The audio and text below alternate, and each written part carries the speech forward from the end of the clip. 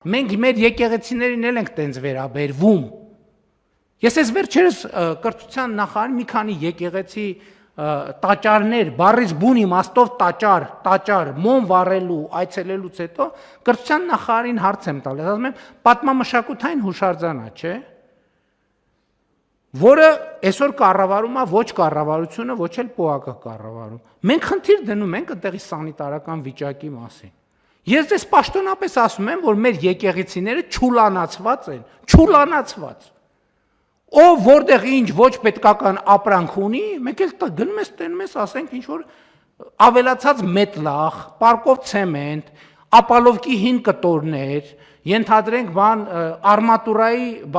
հին ժանգոտ կտորներ, ասենք մտնում ես մարդը ինչի համար է եկեղեցի մտնում։ Մտնում է ինչ որ հոգևոր հաղորդակցության ունենալու, չէ՞։ Մենք էլ մտնում ես նայես այդտեղ աղբա լցրած, այնտեղ աղբա լցրած, այնտեղ ինչ որ մեկի հին շորերն են, այնտեղ մեկը կոշիկներն ա դրել, այնտեղ մեկը իր հին կռավատնա վերը դրել։ Բայց ո՞նց կարելի է ասենց էլի, այսքան ինչքան կարելի է այսքան կեղծ լիներ, հարգելի ներկաներ։ Ինչքան կարելի է այսքան ինչքան կարելի է այդքան խոսել սրբության մասին ու այդքան արտասուրբ լնել։